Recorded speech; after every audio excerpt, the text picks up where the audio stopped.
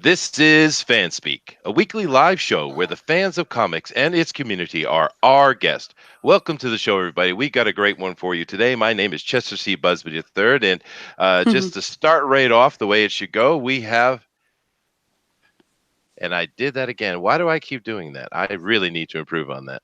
But we're going to start right off, and we have some introductions to do in a minute, but we have a little bit of news. First thing we want to talk about today is the art contest that we're going to be having coming up. And we've been teasing about this here for about a week, but we're going to lay it out to you what we're going to do today. And Denali's going to help me with that. So Denali, we're going to do an art contest, and what is the big prize for it, man? Why don't you tell everybody?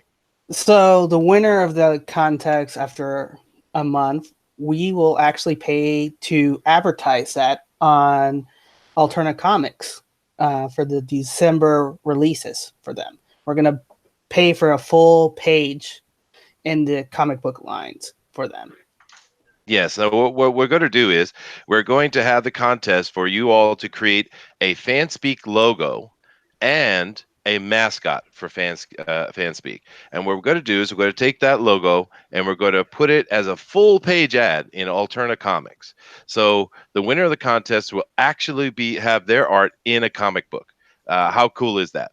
We think that's a great idea, and we hope everyone gets excited about it and shares it out. In order for that to happen, in order to have more people in here to talk about this, I want you all to do me a favor. Make sure you click that like button. I want you all to subscribe, please. And we also need you to share it out. Go down to that share button and share it out and tell everyone what's going on. And of course, very shortly here in a moment, we're going to start speaking to our guest, who is an absolute legend in the industry, Mr. Art Thibert, and we are extremely excited to have him here. We're going to get that to that in one moment. So, as far as the fan art contest goes, just make sure you go down and subscribe to the Facebook page for FanSpeak and submit your art. Now, Denali's going to set up a specific link for it, but you can put it anywhere you want, and we'll organize that. So, get your art ready. Tell everyone who is an artist, and we'll have a vote for it here at the end of the month. I think we're going to go either 2 to 4 weeks. We're not sure exactly yet, but maybe it'd be fun to have a final on the Halloween or something. But please get involved in that, and we want you to get involved in everything else as well. Speaking of art, go ahead and I'm going to show you something here. We've been asking you guys to put your art in. And we have a couple of submissions. So let's take a look at them.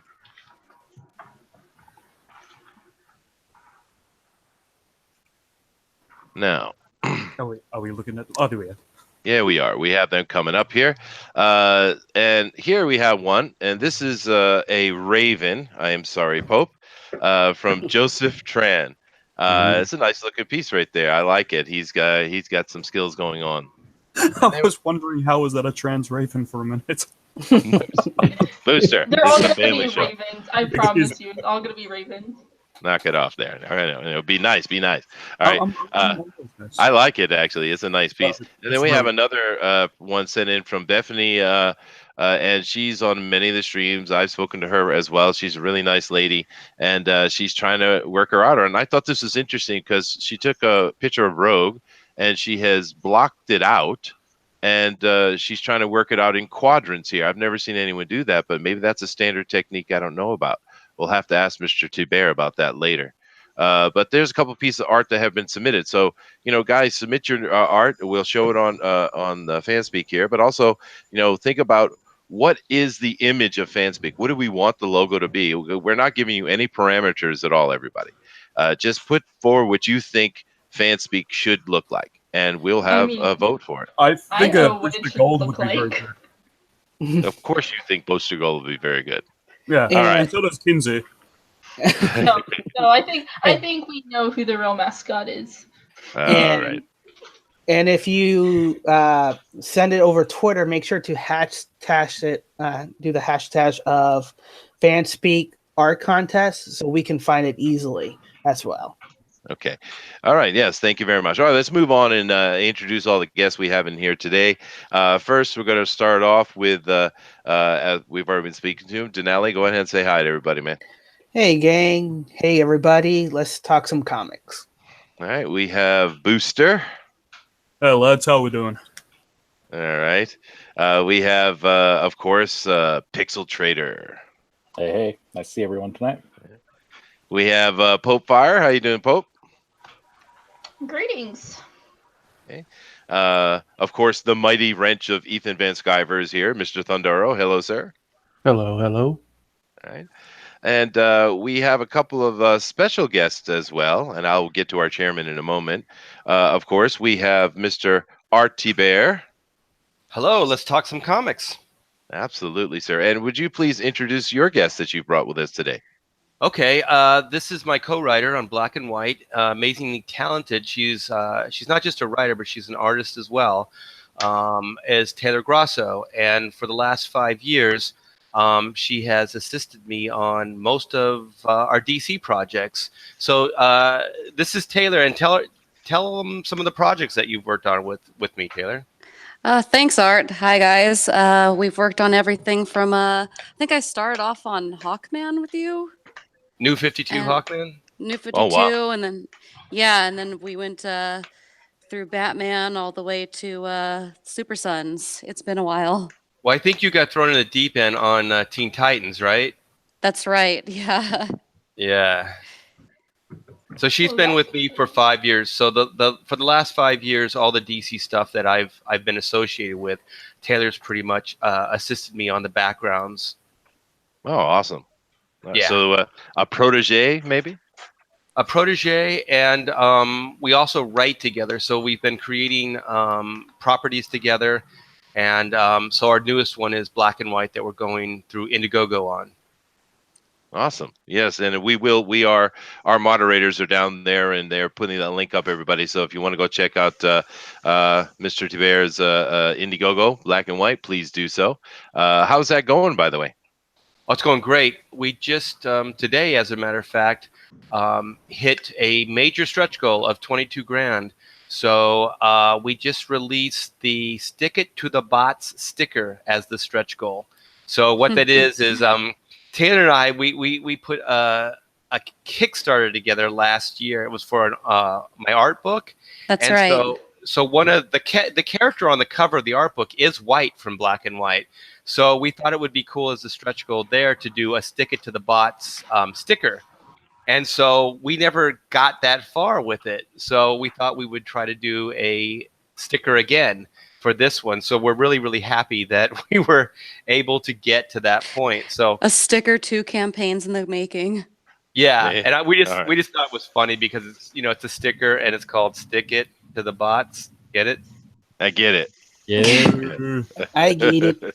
All right. Yeah. All right. Well, thank both of you for being here. It's really great to have you. Well, of course. Let me back up for just a minute. I just want to Sure. thank everybody. I didn't get a chance. Thank everybody for supporting, and thanks to you guys, all you guys too, because I see your names a lot in the chats and stuff like that. So thank you guys for supporting Black and White and Taylor and I. Oh, no problem. We're happy You to do guys so. are the best. Thank you. Absolutely. I've been enjoying the hack chats that you've been doing, and actually the portfolio. I've been learning a lot Oh yeah. with your inputs and everything. So that's been pretty amazing right there. Yeah, Oh. they are. Yeah. Well, that's why we're doing it. Thank you guys. Excellent. All right. Well, we have one more person here sitting up here, and we cannot forget to introduce our chairman, Mr. DeWolf. How you doing today, sir? I'm doing well. Thank you so much, Chester, and fans, and to the rest of the panel, and to our illustrious guests. Illustrious, yes. Oh. Sort of. We'll play on words Thank there. you. Hey, and if I knew there was going to be another one introduced, I wouldn't have talked that long. So I apologize. Oh, that's all right. No Okay. problem. Well, really, the time has come for a little soul searching as we tackle a subject that concerns us all. Uh-oh. Years ago, some people looked down their noses at those who created or read comic books. Comic books were thought of in the same light as we think of fast food today. They were perceived as light entertainment with no real nourishment. Even today, I'll occasionally hear someone give comics a bad rap, usually someone who hasn't read them in years. Well, in case you encounter the same type of comments, here's a little something you can run past your critic. What are comics? They're stories told in words and pictures. Are some not as well written as others? Well, perhaps.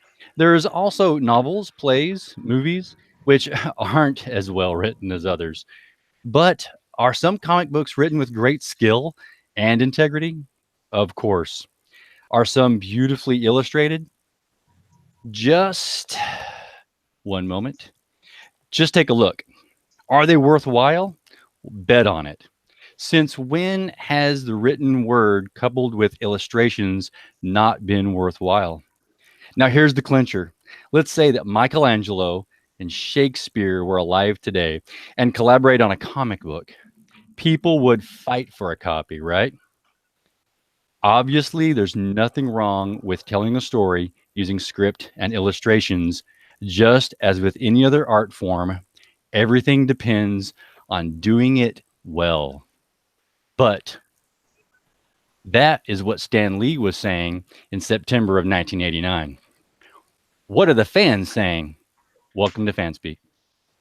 All right. Thank you, Mr. Chairman. That is very inspiring, and we all love comic books here, and we hope the whole world does as well. We have our guest on here, and so we're going to jump right into that. We'll get to the news and our other marketing topic a little bit later, but we want to get right in here and talk to them. So, Mr. Thibert. Yes. We are very happy to have you here today, and I just wanted to show everyone something before we start talking to you.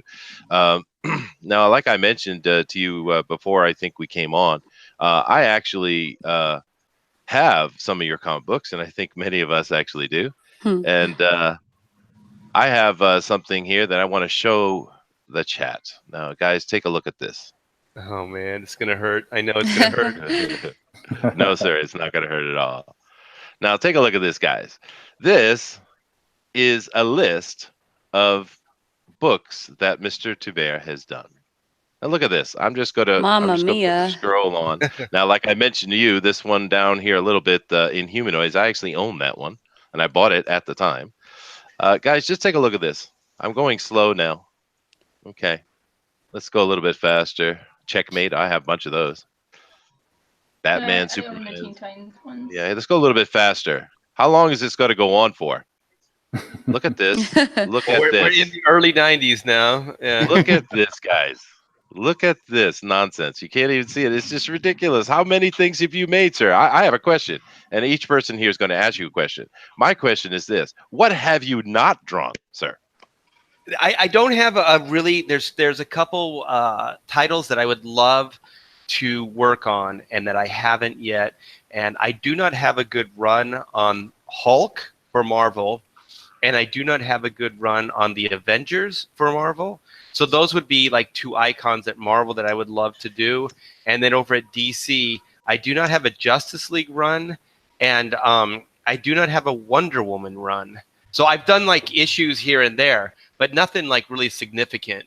So those would be the two from each company that I would love to, do or work on. So you measure in runs, not single issues. Wonderful. Yeah. Well, look at that. I mean, if I didn't. It's still going, guys. It's still going. I mean, look at it. This is an impressive body of work. I mean, it's and of course the recent stuff you were doing over there with the Super Sons is really great. Love that. Oh, thank you. Yeah, we did the first. Well, we ended the ongoing run, and so then we did the first 3 issues of Super Sons. What was the title, Taylor? It had The Adventures of Super Sons. Adventures of Super Sons. That's it. Thank you. That was a good one. We're still going. We're still going. We are still going. Yes, we are. Well, you know what? Going. Thanks to you guys and all the readers out there. There it is. Since I started in '84, I really started kind of in '84. So it says '86, but my professional career being paid in comics was in '84. I haven't stopped. I've worked every month since I started in this business, and that's not even hyperbole. I've worked every month since I started 30 plus years ago. I've been very, very fortunate, and people like yourselves have supported me over that time. And that's the only reason I'm still here, is because of the support, and that I just don't know how to stop, I guess. Well, we're happy you don't. You have a really amazing artistic style. I've always enjoyed it, and I know everyone else here does as well. And I don't want to hog up all the time, so we're going to have all the guests here ask you a question, if you don't mind. Let's go ahead and let's start with Booster. You ready, Booster? You got a question for Art I'm Thibert? ready. Well, I had notes, but I've just got squirts written over and over again. So Oh my God, is that a harken back to the taco stuff? yeah. Yes. So yeah, thanks for that image. Hey, you know what? That wasn't even hyperbole. That actually does happen. It does, yeah. That food, I don't know. I think it's the sauce or something, man. It just goes right through me. And it's not pretty. I guess I'll give you a more generalized question then. So, when did you notice things getting so crazy, and what made you want to come over to Comicsgate? That is the loaded question, right? Yeah. I think it's trick. it's a trick question. I work for DC. Ha ha. Yeah. No. Do you work for DC? Booster? No. Is that your real name? Oh shit. Swear jar. I caught that. No. Way. Swear 20 bucks jar. for me, baby. All right, sorry, go ahead, Mr. Thibert. Go ahead. Wait a minute. Your swear jar is $20? Yes, it is. Gosh. I'll make sure I keep it civil. I heard a coin. That's not $20. That's Pixel. He's helping us out, yeah. Oh gosh. Okay, I got to remember the question. The question is why? Why did I come and why did I leave? Okay, so I think what it was is just being on social media and just having to bite my tongue and not say how I feel or how I think. And not that I'm overly political or that I have, a bunch of radical ideas or anything like that. But I just noticed that it seemed like if I said something simple, and I'm not saying I did vote for Donald Trump, but if I said something simple like I voted for Donald Trump, I would be crucified by my peers. Well, we saw Mitch Breitwise that you could say something as benign as "Let's give Donald Trump a chance," and you can get absolutely crucified. Right. Well, I'll just. Here's my story, and this is nothing compared to that. But after the elections, I mentioned just on a Twitter, it was a joke. It was just a joke. I thought it was hilarious. If you went to a comedy club and it was a different time, everybody, this was a well-crafted joke as far as I'm concerned. You would have laughed your butt off. But I wrote like the funniest part or the most interesting part about Trump winning the elections, or I think I said the funniest part about Trump winning the election was to watch all the precious snowflakes melt. And so I wrote that, I put that out there, and I thought it was obviously a joke, right? I mean, you guys laughed. It's an obvious joke. And so, oh my gosh, I had friends that I've known for 25 years say, that's insensitive. How dare you refer to them as precious snowflakes? And so then I just started thinking, like, what kind of thin skin exists out there? Like, these are friends I've had for 25 years that are saying, how dare I say that? And then I start thinking, do they see themselves as precious snowflakes? When did this happen? You know what I mean? Like, when did people identify with being a precious snowflake? And so, I mean, it sounds like they have no self-awareness. Right. Like, that's like calling somebody, like a guy, a wimp or something like that. I mean, it's just not, like, I wouldn't identify with that. I wouldn't go, yeah, I'm a wimp. How dare you call me a wimp? As a wimp, I'm very offended by that. Exactly. Like, it just was kind of weird to me. So that was my early warning call there. And so then Taylor and I listened to a lot of podcasts and stuff like that. And so we started listening to like Zach. And at first we were just really entertained. And then it started becoming like, I started connecting some dots with the way my world was, the way comics were and the people I knew in the industry and things like that. And so I started thinking, well, yeah, maybe some of these things are true. Not that I agree with everything that Zach says and stuff like that, but there was enough there. And so I just thought, like, it's a great platform. There's obviously an amazing fan base. You guys are proving it right here. So I thought, Taylor and I had been playing with some creator-owned ideas, not just Black and White, but some others. And we had already been gearing up to do Black and White as a Kickstarter, since we have 2 other books that we've done on Kickstarter.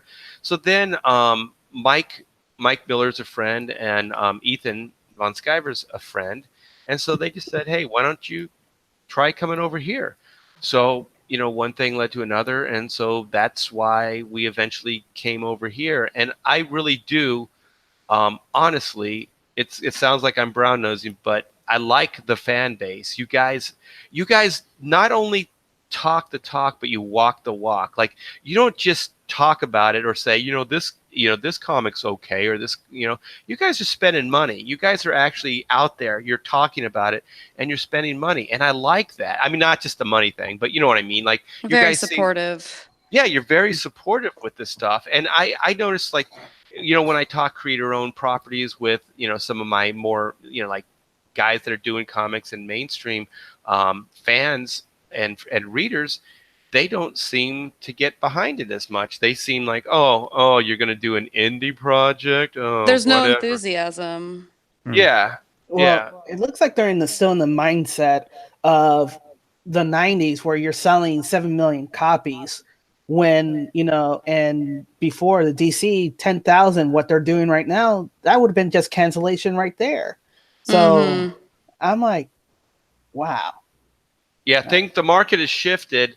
And also, I really believe in the indie spirit. I broke in the independence. That's why that, 86, it was more like 84. I worked for Renegade Press and stuff like that previously. And my heart was always there. And I'm just hoping that people like yourself and this fan base will support what we're doing, because I would like to stay here, to be honest. I really like the climate. I like the people. And I've said it before, on Ethan's thread and other people's, that this really reminds me of the early Image days, which I was part of. Yes, it does. Yeah. Yeah, this has got that kind of energy. It's got that kind of enthusiasm, and it's got that kind of talent coming out and creating new properties. And that's awesome. It's an exciting place to be. Yeah, it is. It is extremely awesome. Before we move on to the next guest here to ask you a question, I just wanted to pick up something here from the chat. Sierra Whiskey, who is someone I've been trying to get on the show. Sir, please come and join us. He's everywhere, and we love Sierra Whiskey. He says, Art, I just bought your Rogue from Drawn and Quartered from your site. Awesome. Oh, cool. All right. Well, thank you very much, Booster, for your question. Let's go ahead and move on. And Pope Fire, why don't you go ahead and ask Mr. Thibert a question? And you're sure I can't just use my generic Titans one? No. All right. Well, I saw that you've both done some Teen Titans books, and I'm a huge, probably really obsessive Teen Titans fan. I've actually bought every Teen Titans comic except for the New 52, like a handful of the New 52 ones. Like who? Can I just ask the generic one and then move on to the other question? Yes, go ahead. All right. Who is your guys' favorite Teen Titan, and why is it Starfire? And why is it Starfire? Starfire is my favorite Teen Titan, actually. And I will support you in everything you do now. Okay. Please do not encourage her. Please do not encourage her. Starfire is my favorite too. Did you see in the Drawn and Quartered we drew Starfire? Yes, yeah. They said I rigged it, but I own the most popular Starfire groups, so I just got them to vote. Okay. Yeah, we also drew on the fan edition, and I did a pretty spectacular piece myself. Oh, that's awesome. I don't know if you guys can see it, but I have a little wall of Starfire behind me. So. Yeah, no, I'm a big Titans fan. In the day, when I was working on X-Men, DC was kind of wooing me to come over to DC, come back to DC. And so one of the ways they did that is they had proposed a Nightwing miniseries for me to draw and write. And so my wife and I, believe it or not, if you look deep enough, there is some of the stuff that exists in the fan archives that I did. We did write a treatment for it. Oh, you know about this? Oh, yeah, cool. I mean, you did a Nightwing pinup with Starfire in it, and she looks really. I am so sorry, it's storming. Oh, that's yeah, you did a Nightwing pinup that I've been trying to own for a while. Yeah, I did a retail poster, and then we did a inset poster, I think, in one of the Titans books. And then I think there's some trading cards or something that have Nightwing and Starfire on them. And it was going to be centered on Nightwing and Starfire. Yeah. It was after their wedding, before it got canceled and stuff. It was before the wedding. It was actually before the wedding. this series was going to be the proposal for them to get married. So the outcome of the miniseries was going to be that Nightwing proposes to Starfire, and I had the blessing from Lin Wein and Marv Wolfman, who were the big Titans guys at the time. So it was going to be big, but a series of things didn't fall into place. Oh, that sounds cool, though. I am so sorry about that. No, that's but actually, Pope, that question actually was answered very well. So we'll take that as your question. Sorry, I go on forever. Yeah. Oh, that's okay. That's my job, right? Before we go to the next person, let me go over here, chat, and we have a comment here from March Hare. He says that indie comics have come a long way too. It's not Xerox copies hand stapled together anymore. And he's right. That's right. And we also want to get March Hare on here one day. And Sierra Whiskey's talking about he's got work and stuff. He is at a super secure aerospace facility. Okay. Ooh. He's a rocket scientist. Well, hey, Sierra, I see your name all the time in the chats and stuff, so thanks. Absolutely. All right. Well, this is someone you probably already know. We know you know, because he's the one that got you on here today, and we're very, very happy he did. Pixel Trader, man, go ahead and then ask Mr. Thibert a question, man. Matt, I had so many questions, I wasn't sure which one to go with, so I'm just going to say, when you rock and roll all night, how are you still able to party every day? I do not know, but it's a damn good song, isn't it? That does not sound like a sustainable lifestyle. I think you're making reference to the Kiss Corner, which we're going to do another chat tomorrow. Tomorrow, that's right. We're going to have Kevin Conrad. So if you guys are big comic book fans, we're having Kevin Conrad, who did the Psycho Circus comics with Angel Medina. Oh, nice. Fantastic. Yeah, that's cool. I actually used to do some Kiss covers in my band years back. Yeah, Kiss is awesome. What do you play? What instrument? Oh, I'm a saxophone player and a vocalist. Oh, nice. Wait a minute, you were a sax player in a Kiss cover band? Well, no, at that time we had more of like a rockabilly type band, and we did some Kiss stuff with. There was a tribute band here in Japan that was quite amazing, and we did some like mixed shows with them, and we did more of a rockabilly type of stuff, and we did some Kiss covers with them. Oh my gosh, that'd be awesome to hear a rockabilly version of like some Kiss songs. Which were the Kiss songs? Oh, we did. What's that one? 16 and. Christine 16, yeah, Christine 16, and we did New York kind of what is it, New York mood or Groove? Back in the New York groove, yeah. Back in the New York groove, and we did of course the one you guys are just talking about, but it was a lot of fun. Sounds like it. Yeah, rockabilly Kiss, man, that's the way to go. All right. Well, that's a cool question, Pixel. Thanks, man. All right, let's move on. Hey, Denali, ask a question here, man. How was it working with Neil Gaiman's and other on the Vertical Winter's Edge 98? I believe you were the inker on that. Oh gosh, what was that? This does not ring a bell. Winter's Edge? Mm-hmm. Was that a Sandman story or what was it? It was, let me see, I think it was part of the anthologies for Neil Gaiman. He did a small project, Winter Edge, for I think in '98. You were the inker on that. So do you know the penciler? The penciler? Let me pull it. Give me 1 second. I'll pull it. I'm sorry, I'm running a blank. I've done so much work, and some of the more obscure stuff, it just kind of slips through. Just to warn you, Art, Denali is our robot encyclopedia, by the way. Oh my gosh, he's my favorite person because he actually John Bolton. Let's see. I did not ink John Bolton. That would have been cool though. No, that was collaborator. Let's see. Denali actually bought a Chrono Mechanics book, so he's my favorite guy right now. Yes, I did. It's stuck somewhere in my attic. because I have too little space for it. Real quick, I'm gonna have to go because of the storm, but I wanted to announce the big fundraiser thing that we got. I got another raffle prize. Yeah, go ahead, Pope. The little Killer Frost bombshell statue. Yeah, that is I'm cool. so sorry that I have to leave early. It's so I was not cute. expecting. Yeah. Just check out the Comics Titans fundraiser page. I am so sorry that I have to leave. It's just the storm is getting a little worse than Well, I. are you safe? Are you safe? Yeah, I'm safe. It's just I probably need to unplug everything. Okay. Well, be safe. So yeah, I am so sorry for leaving, guys. Well, that's okay. The Killer Frost tell us- bombshell statue will be bundled in with our big D&D book. Just donate to the fundraiser and you can be put in for the raffle. How much have you raised so far? We've raised I think $220 so far, and we've bought 2 comic books and we're about to buy 2 more pretty soon. Right, so I'm so Awesome. sorry for having to leave, guys. Oh, no problem. I'll talk about it more later. later, Pope. No It's okay. problem. It was Warren Police that was on the book. Oh my gosh, I am sorry. Okay, we got to do another question real quick. I can't answer that. I'll just say it was amazing. It was an There you amazing. go. It looks. I'm looking at it right now. It looks like a Vertigo holiday special of some kind. Art.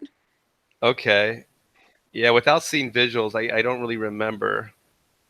Holiday specials. I do recall in Art Thibert swimsuit edition. That was pretty good. Oh yes. Yeah, A couple of them. remember I think I had the fold out, or what do they call it? The centerfold.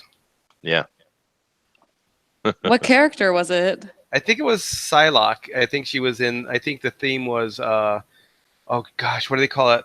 Where Rogue goes, where they have the dinosaurs. What the heck is that called? Oh, Savage Land. Savage Of Land, course. yeah. Okay. Nice. So then I'll make a more known project that we've done. How about Future Days Present? I think you were the inker on that one, correct? For that run. Oh my gosh, you're going obscure on me. That He just was wants to, 90s. he just wants It to wasn't impress more- you in front of everyone. Yes.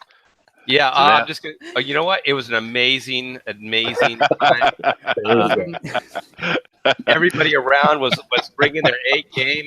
I'll just be like one of those sports guys that just said the same thing every press release. We were all there. We were bringing our A game, and The competition was good. Everything was great. yeah, It was everything great. man. 120%. 120%. Oh, that's right. You got to always say Right. 120%. Yeah. Yeah. So- I didn't phone it in, Denelli. It was 120%. Are you gonna make another Chrono Mechanics then? Oh, there's a question I can answer. Yeah. You know what? If well, I'm going to say if and when, I should say more when, the black and white, goes crazy and we make $1 bazillion off of it. Yeah, Taylor and I have been talking about future projects, and one of the things we would like to do is dust off some Chrono Mechanics and bring those back to Indiegogo and bring them to a new audience, a new audience like you guys, Comicsgate, that type of thing. Yeah. Well, Chrono Mechanics actually sounds familiar to me for some reason. I'm not sure why, but maybe I might have seen it. When did that come out? We did it originally. Was it 2004. Okay, I was just gonna say Denali, you probably knows. Yeah, so that was the Image book, right? So we did an Image 48-page graphic novel in black and white, and then I think maybe later that year or the next year, our buddy Mike S. Miller had a publishing company called Alias. And so I had done another graphic novel, Chrono Mechanics graphic novel, and Image said they would publish it, but they weren't really into it. They were kind of discouraging me from publishing it. I think they just thought the sales weren't going to be that strong. So I remember at a con I was telling Mike the story, and Mike goes, "Well, just bring it over to Alias. We'll publish it." So then we had a little revival there, where we put out the original 2 as 2 issues. Well, let me back up. It was 48 pages, so we split that into 2. And then the second 48 pages we split into 2. So then what we called it was the Precious Metal Collection. So there was like gold, silver, bronze, whatever kind of thing. So we put out 4 books through Alias. And then we did a Kickstarter for a trade a couple years ago. And I Oh, have that's that cool. page, and I have that page up if you guys want to see it. Oh, so It was there's 2006 for that one, second one, right? Okay, so it was a couple years later. Yeah, Yeah. that sounds so about right. this is the connection to Mike Miller too. I see. All right. Let's go back over the chat and see what's happening over here. I see that Sierra Whiskey is very, very excited about finding. He's furiously googling a Psylocke swimsuit right now. So, I found it for him. Pixel Trader helped him out. Yeah, there you go. We actually have a question here from Adrian. Adrian says, "That's a question for you, Art. What artists were Art's biggest influences? And Taylor, what writers are your influences?" So we got a question here for Taylor. So why don't you go ahead and answer first, please? Oh gosh. I know two writers that I really enjoy, and that was Art and Pamela Thibert, who originally wrote the first black and white comic. Who? Oh, The Dream Team. The check is in the mail, Taylor. The check is in the mail. Bring in your A game, 120%. there you Yeah. go. So who else? You can answer. You can answer seriously. Yeah, seriously. Yeah. That was partially serious. I Okay. also liked I like Jaime Hernandez as far as comic writing goes with the Love and Rocket series.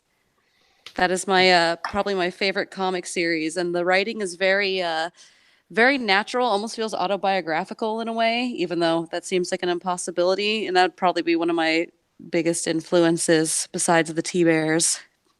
That's interesting.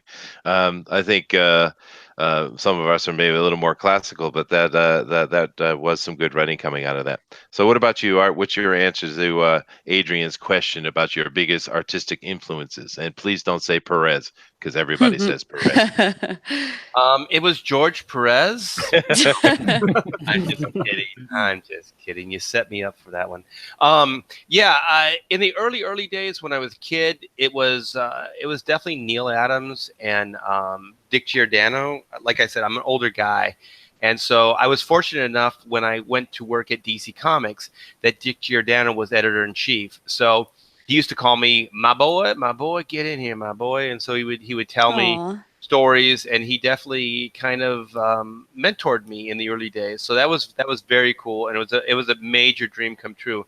So my early influences were those two guys, and then as I started expanding, I would say it's just about I don't know everybody in the industry. So I love Barry Windsor Smith. Later, like Kevin Nolan, John Byrne. I'm all over the place. And I think it also, because I'm all over the place, that's why I think I've had the longevity as far as being an inker, because you have to be somewhat of a chameleon. So I'm a fan of all kinds of styles. So, and maybe that's why, maybe I should pick a style and start penciling that style, because when I draw and things, I'm always constantly changing styles. So if you look at Chrono Mechanics, you probably wouldn't think that's the same guy that drew black and white. So I'm constantly changing and trying to reinvent myself. So I would just say everybody that's currently working in comics right now. One of my biggest influences right now is that Olivier Copiel or Copel. I don't know how to say his name. Oh, absolutely. Yeah. I think that guy's doing some great work. One of the best in the business right now. Yeah. I'm really glad this community introduced me to Kanan White as well. I mean, I'm just shocked at the level of that guy. That guy's a beast. I can't believe he wasn't grabbed by one of the big two ages ago. Oh, I know. And just on those. Give him ideas. Yeah. I think what's great about this community is we're shaking things up, that talents is actually being showcased. And one of the things I talk about in our streams is, if we don't like what we are receiving, we're going to look for it, and we're going to promote it, or we're going to do it ourselves. Like Antonio Bryce with Brand, Antonio with Kanan White. Kanan White, but I was talking about the other Antonio who does Detective Dead. He was on Art Critias, earlier in this chat promoting his, I think, 144-page graphic novel. Yeah, he's a writing beast. Like that is really ambitious. It's almost a revival, you could say. Yeah. Well, it Yeah. is an indie renaissance, if I may say. But Oh. let's move on to another question, though. I gave you some extra time, Thundaro, seeing as that Booster stole your question. So go ahead and ask a new one, sir. Hello, Mr. Art T. Bear. How are we tonight? Hey, Thundaro. I'm doing good. How about yourself? I'm well. That's not my question, though. That'd be nice if it was that easy. My my actual question is kind of outside of the comic world because that's kind of where I'm from. And we've been watching for years now as the far left keeps infiltrating and infiltrating more and more entertainment fields and destroying them.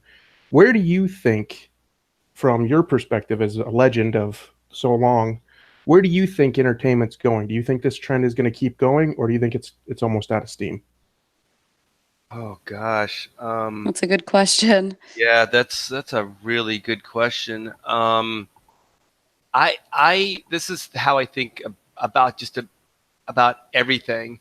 Is until there's pushback, there's always going to be something's going to always run amok until there's pushback, and enough pushback where the other side has to respect you.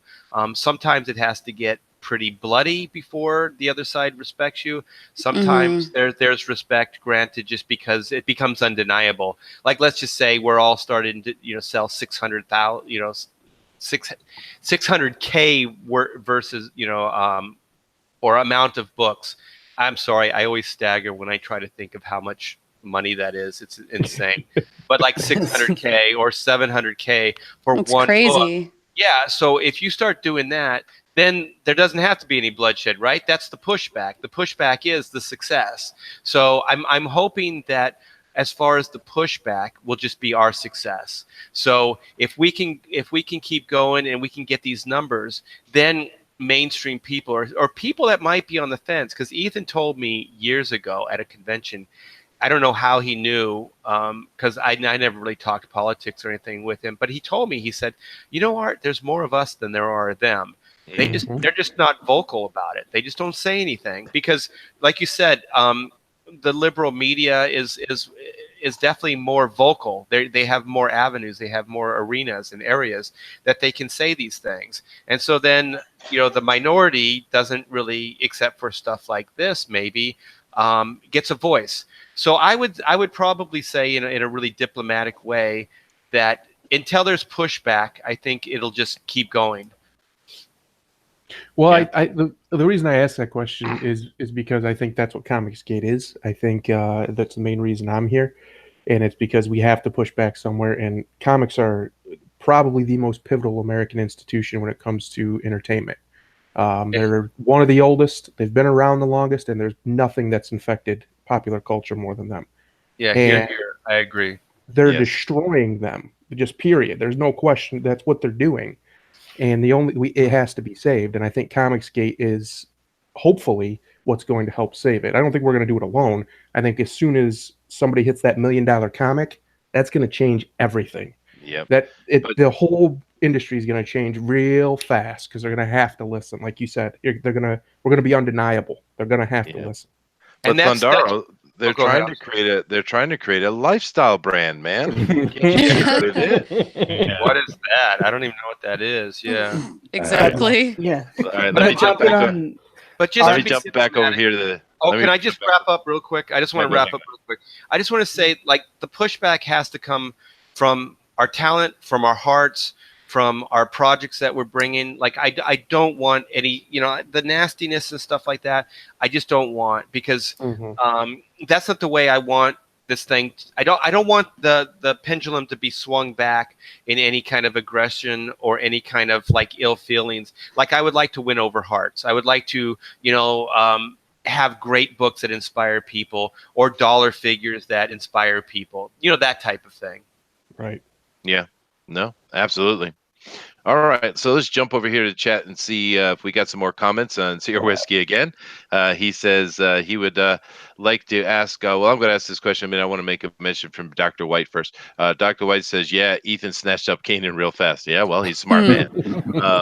But Sierra Whiskey asks, would you ask Art how nervous he is about next week's Drawn and Quartered? And it's interesting. Before you answer that, because DeWolf had mentioned that we're finding a lot of artists that are coming from out of the woodwork, as it were.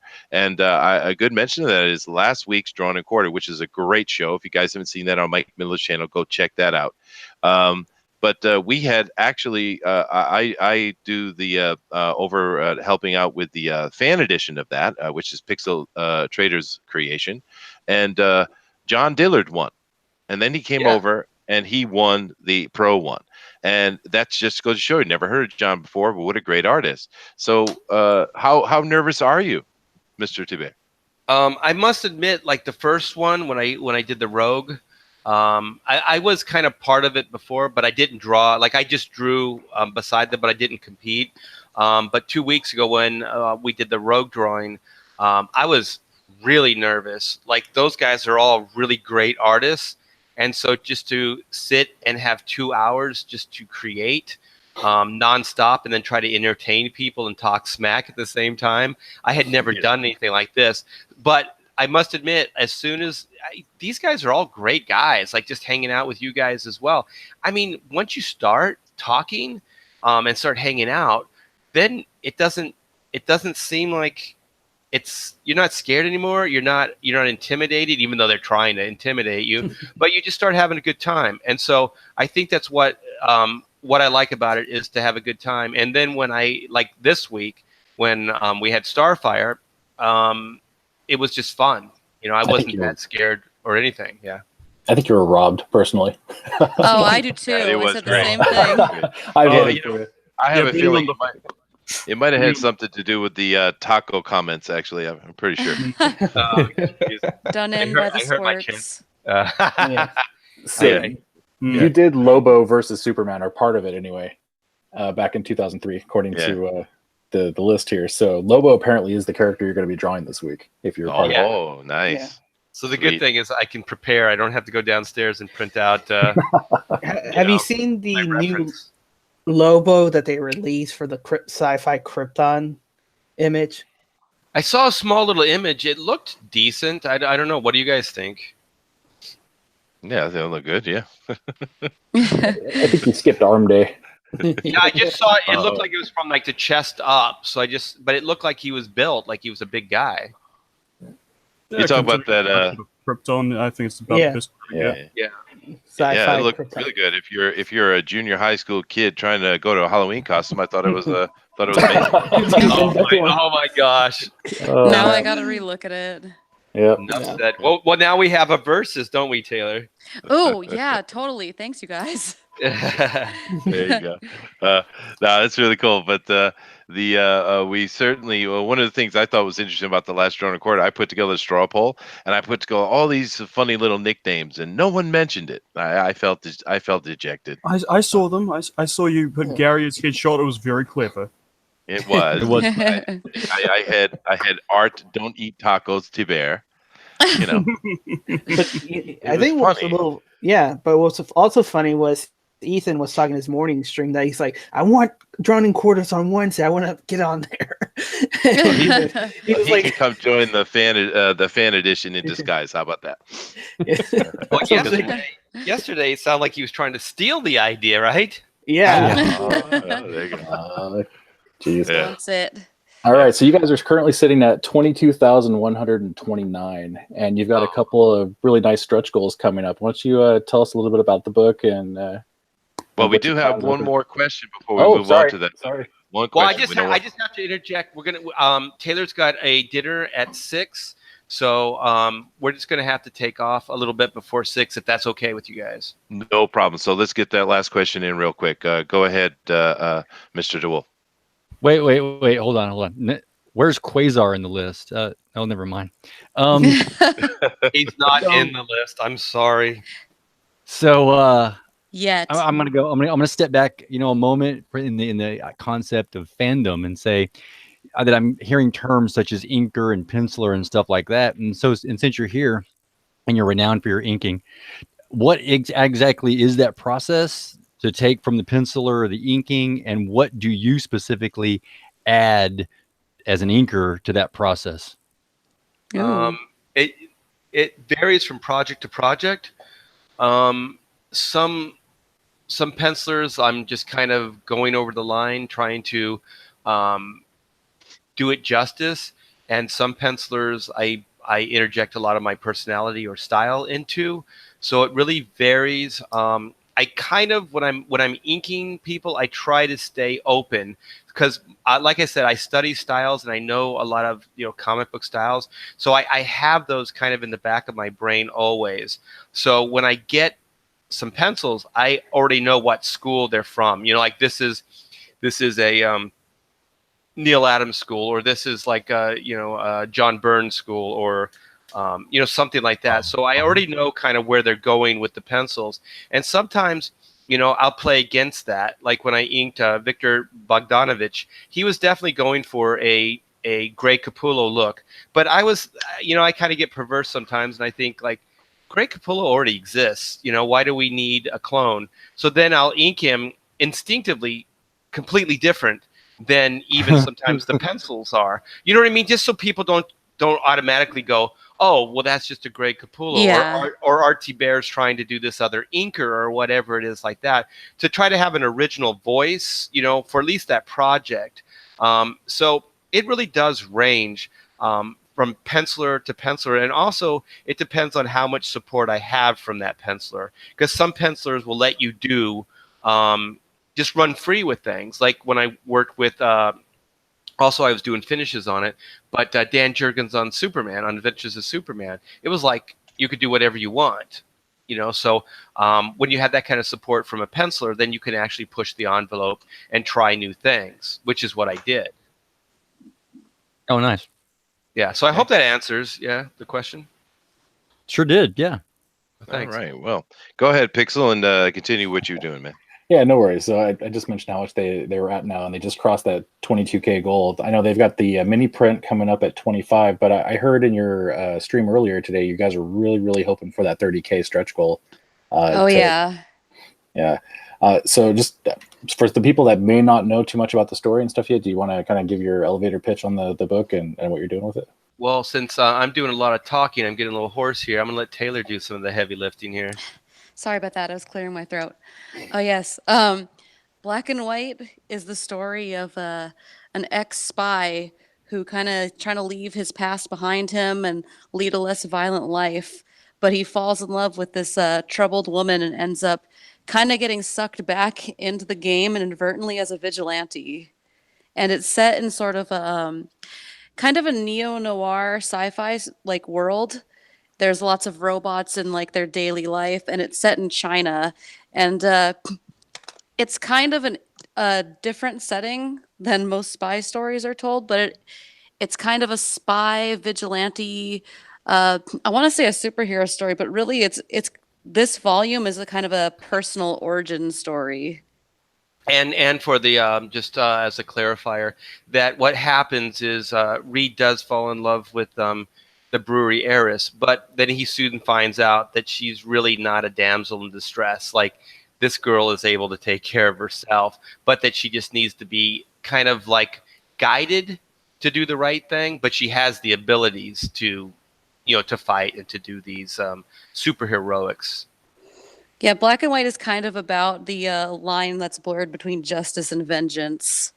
Yeah, exactly. That's a great way, and that's why the Black and White name is there, because it's not just their code names or their their uniforms. It's actually kind of the morality. So I know I said I wasn't going to talk, but Taylor, go ahead and say the tagline.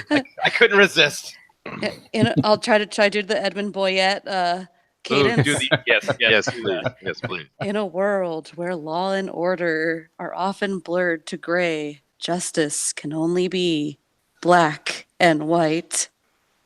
Dun dun dun. Brilliant. Awesome. And if you guys haven't checked it out, we actually have recorded Edwin saying that, and there's a video that exists somewhere on YouTube, on our YouTube channel. Yes, Oh, that's cool. it's awesome. Yeah, How Taylor. about I put my swear jar money towards it? Oh, cool. There you go. All right. Well, thank you very much for being. We know you guys have to go. I cannot express how exciting it has been to be able to sit here for an hour and talk to Art Thibert. It is amazing. I have had read many books with your art in it, man. It's just, it's very cool. Express how exciting to be able to sit here to Art Thibert. Uh-oh, what's All happening? right. Uh-oh. Many books Hey, All right, we just had someone else come on. I've been trying to get him on for a while. It's been hasn't gone very well, but anyway, finally got you on. Thanks, man. But I just want to say thank you. I know you guys got to go. Anyone else want to say something before they leave? No, just thanks for coming on, guys. It was a pleasure to have you on here. And yeah, For sure. Thank you for having us. I think we definitely would want to come back if you'll have Yeah, us. Thank you so much. Yeah, anytime. And thanks, Pixel, for setting all this stuff up, man. You've been a great ally through this whole Indiegogo, journey and adventure. And I think we're still, what are we, 18 days, 19 days, something like that? That's right. Yeah, we have about 18 days left. Yeah. So I feel like the journey's just begun. So if there's anybody else out there that's either Art Thibert fan, Taylor Grosso fan, or Black and White, get out, check out the Indiegogo, and reserve a copy. Absolutely. Excellent. Let's get them to 30K for that extra art for Art Thibert. Oh, yes. Hey, thanks, guys, man. You guys have been a blast. So thanks, and have a good show. All right. Thanks, Thanks you a lot, guys. guys. Thank you. All right, man. Bye. All right. Bye, guys. Thank you. That was great. All right. Well, that was exciting, guys. Very much. And hello, Terrence. Nice to see you here. Sorry it took so long to get you on, man. Finally got it to work. I don't know what the mess up was, but I guess you were on a tablet or something like that, and I had to send you an email. But you're working now, so welcome. Hello, sir. And he's muted right now, so he just has to unmute himself. Yeah, he's still muted. So you want to go ahead and say hello, Terrence? Okay. All right. Well, we're going to move on to news and stuff here, and want to talk about a few of the things that have been going on in the comic book world with New York Comic Con and some various other stuff. So let's go ahead and just jump right into that. Now, have to thank you, Denelli, for all your great news searching and digging out for us. So let's go ahead and start out with this one right here. Now, this has been going on for a while. People have been talking, but this is kind of interesting. Here we have the former She-Ra actress, Melody Britt, defends old school fans. Now, she used to be the voice actress for She-Ra. And you guys ever watched He-Man She-Ra stuff back in the day? Oh yeah. Yes, yes. Yeah. Yeah. Watch Indeed. the reruns. I'm afraid that's well before my time. Well before. Yes, you're a youngin. That's I all am. right. Babe. We want youngins. Yeah. But now she's just defending the fact that She-Ra should be feminine, and I think that's a fair point. Now I'm not a She-Ra fan, so it doesn't matter much to me. But the funny thing I thought was there's a response to this, it seems, and the response is from the new voice actress, and she says, She-Ra reboot voice actress calls character design criticism sexist at New York Comic Con. Now, just look at her picture for a second. Now, we all agree that this picture here of the new She-Ra is certainly a 12-year-old boy. It's not a girl at all. But this picture on the right, just look at her. Just look at her for a second and believe how many times a day she calls someone sexist or racist or something. Just look at it. All right? Look at her face. What happened to voice actors? Voice actors used to be normal-looking people. Now they're all like models or famous actors. What happened to voice actors? I don't know. Anyway, go ahead. I give her a year before that hair is chopped off and turned blue. Yeah, I know. And she kind of reminds me of Ariana Grande, and of course that girl lost her mind several times. So, but it's What stands out to me is the direct opposition of the two pictures. One of them is a young lady, and the other is not. What happened? Yeah, I mean, once again, this is not that the thing that affects me directly, but I bet you if you're a She-Ra fan, you're not happy about it. And as we see, the original voice actress is certainly not happy about it. But just a little tidbit, and I'm sure the conversation will continue. This next little article here is kind of interesting. We want to go through these kind of quickly. We have some other things we're going to talk about that are a little more serious. But here we have this is from Comic-Con again. Marvel's Nick Spencer and Saladin Ahmed, this wonderful human that is called Saladin Ahmed, lay down the future of Spider-Man. Do you guys think the future is going to be awesome? Do you think? No. With Nick Spencer running the show, no. Wait, wasn't that licensed to IDW anyways? Yeah, well, they are trying to do something with that. That's a long conversation for another day. Of course, we see names in here like Diane Slott and all other wonder things. And of course, we have Spider-Gwen is going to be something. We have a little bit of noise going on. I guess Terrence is having some mic issues, but that's all right. We will try to work those out so we can get Terrence on today to have some comments. Yeah, but there's not much to say here. It's just sad. Yeah. Now this I do want to talk about. Now, who in this chat has seen or read The Boys? Me. I have. All right. Well, so let me get this up here on screen for everyone who can see it. Make sure it's locked in. So someone make a comment about The Boys. I have some opinions on it, but anyone else read this and have an opinion on The Boys becoming an actual TV show, which I think is amazing? I thought that would have been too crass for television. I think is amazing. All right. Someone has the YouTube channel's mic on, so please shut that down, guys. It's mighty. You need to put some headphones in, buddy. All right. Booster, I know you said you'd seen something about it. Yeah, I only know of The Boys, but I know a lot about Garth Ennis's work, and I've been watching The Preacher show, and I've read everything Preacher-related. Mm-hmm. And you would think that The Preacher would have been too crass for television, and you know what? Apparently that show is, ticking off a lot of people, but it's very tame. It's a very tame show compared to the comics. So, they might dumb down The Boys for its TV appearance, they'll take out all the swearing, all the and a lot of the all the other stuff. And that's what that's what I was trying to get. It's too crass that the essence will just be sucked out, and you'll get a generic action hero with just a slight budget. Yeah. Well, I'm going to talk about The Boys here in a second, but I just want to go real quick and Terrence, you got your mic working, man? Let's test it. Can you say hello to us, man? Well, I'm saying hello now. Oh, there you are. Excellent. Okay, everything's working. Good. Okay. I am sorry for all the trouble, man. Don't worry about it. Glad to have you here. The thing about The Boys is it's one of those stories that if you're really not into the conspiracies that pop up every now and again, you won't get it. Oh, yeah, maybe. Sounds interesting now. Yeah.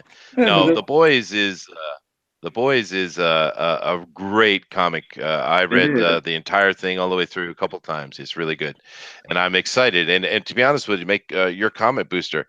I think they should go full hardcore with it and not even play around. I want to see it. I want to see it triple R, man. I mean, I would love that, but that would probably scare away a lot of potential audiences. And how TV shows are, right? They want to draw in as many people as possible. They're going to play it safe, bro. Probably. Yeah. But anyway, I just wanted to mention it. Let's go on to the next little bit of news here. This is doesn't need a comment. It's just interesting. Greg Capullo's house has been robbed, and he's going to have a couple of drinks and forget about it. All right. Good luck, Greg. Nice guy. Another little mention. No need to comment. Just moving right along. Lewis and Clark, the New Adventures of Superman, is having a little bit of reunion at the New York Comic Con, which is very cool. I think a lot of people watched that. It was a fun show. Of course, all around good guy Dean Cain is amazing. Love him very much. Literally Superman. He's an amazing guy. Yeah, he is amazing. He's a cool guy, and he is someone who would certainly support what we are doing here. For sure. Absolutely. Yeah, he Yeah. got flagged Yeah. a couple weeks back with some of his comics he made as well from the left side. So that's even more Yeah, reason to support him. Yeah, he gets flack all the time, guys, but he stands up to it. Yeah. Now this here is. Go ahead. I said he does get a lot of flack for his comments. Yeah, he does. He's a good guy, though. I'm just trying to run through a few of these, and we'll stop on a couple of them and comment on them. Let's come back to this one. Let's go over here. This one is kind of interesting. Venom has got really hammered by the critics, and I actually watched a couple of reviewers whose opinions are very similar to mine, and they didn't like it either. But hey, it's making money, so good for them. Maybe they'll be able to do some more. Darn let's you, go back. Russian billionaires giving Venom money. Yeah, it's always about billionaires. That's right. They're blaming billionaires for supporting Comicsgate. Yeah, wonderful. Deadpool money. Yeah, the cheapest Yeah. billionaires. All right. Now let's talk about this one a little bit. This is one I think everyone can have an opinion on. Humanoids launches all new H1 superhero universe at New York Comic Con with all-star creators. And this is from Bleeding Cool, which we get our news from everywhere. Some of you might not really like Bleeding Cool, and I understand why. But it is an interesting article. And the thing that's interesting about it for me, and we'll talk about some of the comics that they're mentioning here, is Mark Waid, of course, is the enemy. But John Cassidy is, I don't know if he's the enemy or not, but the dude's talented. So now, Denali, you know quite a bit about this, so why don't you talk a little bit? Yeah, so you got John Cassidy and Mark Waid as the new executive of Humanoids, and they're going to release a all-star lineup of their books. So they got rid of the old people, the old creators and people that made what Humanoids were, and now they're injecting this new progressive wave into it. So you have Mark Waid as the new director of creative development. He hired Kwanzaa, everybody's favorite guy. Yay! Clap. That's a clap. Yeah. Clap for Kwanzaa. Yay! Yeah. And they announced a whole slew of comics that's coming into it. And I think there was a particular one that caught your eye. Yes. You see, we got a list here: Ignited, Omni, Strange Lands, whatever, Big Country, and there might be some good ones in here. But this one right here caught my eye, and it has nothing to do with the person you would think when it pops out when you see it.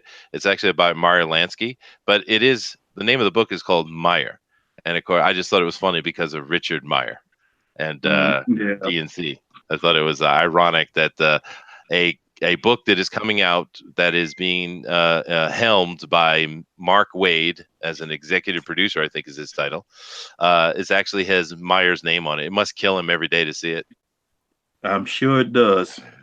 Yeah. It kills me to try to read that. What Really? Why? What type of information? What is it? It's a coming of age, but it's Golden Fleece and it's mobster, and there's so much comedic coming of age quest where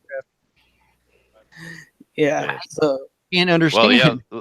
Let's look at some of the words: comedic, coming of age, Golden Fleece, legacy, immigrant story, rooted, old mobster tale, moral fable, interesting, Breaking Bad style, That's biography, the fun part. Jewish legendary mobster. Oh my god, pick one.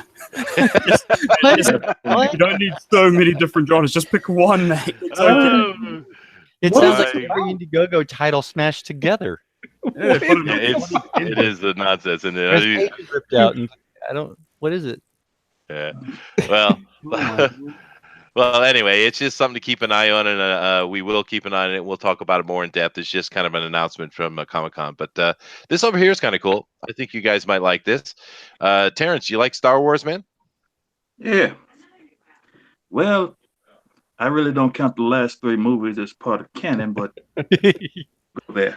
Well, actually, there are only 3 Star Wars movies. I don't know what you're talking about. Wah, wah, wah. I look at the prequels. I look at the prequels as a backstory to Darth Vader. That's about it. That's what they are. They just weren't very good, unfortunately. But Yeah, we that's won't the talk problem. about what Disney's done. It's No, sacrilege. please Well, don't, the don't, prequels don't, were don't. so, man. Please don't. Yeah. So Well, but this is kind of cool what's going on here. And they're doing a TV show. It might be good. We have to give it a chance, right? But of Yeah. course, we have here a good look at a Mandalorian soldier. Mr. Thundaro, do you like Star Wars? Do you have any comment here on this Mandalorian pick we have in front of us? I do. I don't know enough about what they're planning to do here, but it doesn't make any sense at all to put that Mandalorian in that time frame and do a story about him when they have at their disposal the peak of the Mandalorian time frame in the Star Wars universe, and they're not Yes. using it. They're Yeah. it's just stupid. Using. they're trying to get the nostalgia factor for us who were gullible First, enough to use it. come back again. We're now wise to their tactics that, as much if it's good, it'll be good, but we have to be wary of it. It's just until we see the product, Yeah, I can't trust anything that comes from Lucasfilm or Disney at this moment. that's No. true. But Yeah. look at the directors that they're saying who's going to be directing these episodes. Mm-mm. Dave Filoni, the first episode. That's good. That's a good thing. You have Ron Howard's daughter, Bryce Dallas Howard, Yeah.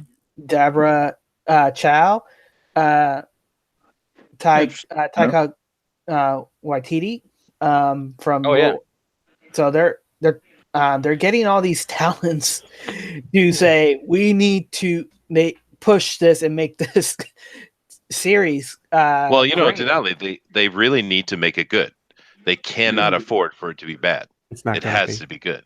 Yeah, You can't trust modern Disney or Disney period and current people that they have working on this stuff, even the good names, to make. Here's what Mandalorians are. They're space Spartans. They're not going to do that right. It's going to be horrible. It's going to be full of soy. They might do a couple good episodes here and there and try to get it right, but I'm telling you, they're not going to get it right. There's no way they're going to get it right.